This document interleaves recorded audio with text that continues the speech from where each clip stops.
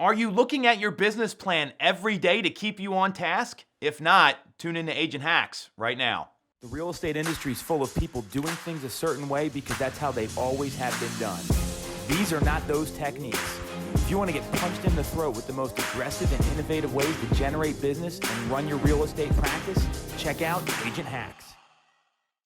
So it's the end of February, and I'm guessing most people out there, because this is a behavior throughout all business, you have this nice business plan you worked on throughout the fourth quarter. You know exactly what you need to do every day. All the actions are there, the behaviors are there. And then the business plan goes in a drawer, and you probably haven't looked at it since. I'm not condemning anyone here. I'm stating facts and knowledge because I've had this happen to me too. So how do you keep the business plan up and visual in a way that's going to inspire you and keep you on task for all the things you need to be doing every day and goal set appropriately? Because the business plan is a living document. It should be getting adjusted, tinkered with, moved all the time because things happen.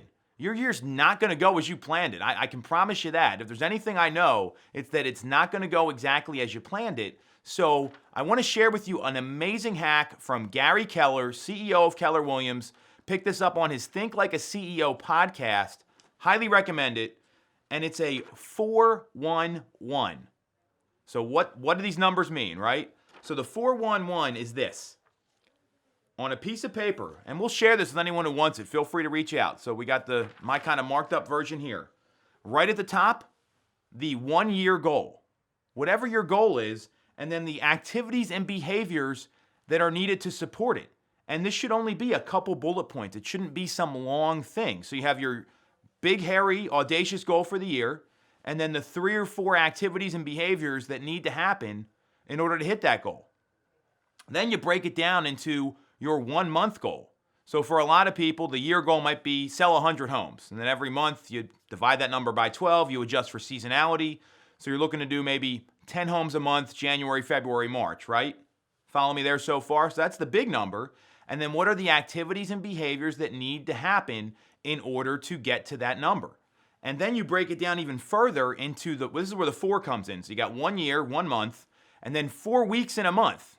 We all know that, right? So this is where it gets really tactical. If you look at the bottom here, the weeks have the most information because that's where you're sitting there and you're trying to do 10 homes a month. Well, you need to do 3 this week because you only did 2 the last week, and you need to adjust for whatever happened earlier in the month. What are your tactical items you're going to do that week? And that way you're monitoring and adjusting your behaviors on a weekly basis. You're not figuring out you're behind your goal come the middle of the summer when it's not too late, but you've already lost 6 months out of the year. So this is a great way to, 1, keep things up and visual. This should be up at your desk at home, at your desk at work, in your car.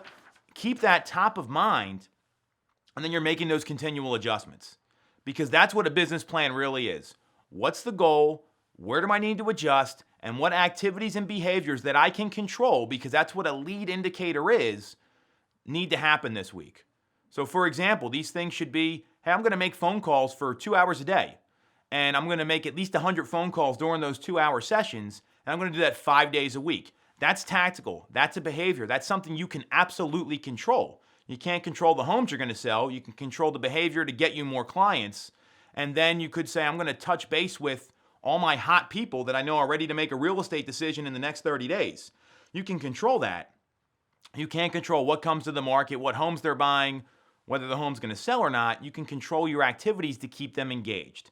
So if you're one of those people, like the majority of people out there that put your business plan in a drawer now that we're at the end of February, most people probably haven't even looked at it. And your business plan is probably like a light operations manual where it's 5, 6, 7, 8 pages. This is going to be a way to summarize the really important stuff because when you are overly focused on too many objectives, you actually accomplish less. So what are those 2 or 3 things you need to commit to? And what's your goal for the week? 4 weeks, that's the 4. The monthly goal, that's the first one. And the annual goal, which is the second one, you put it on a piece of paper like this, you're going to have a compass for the entire year, and you're not going to have to dust off that business plan to look at it.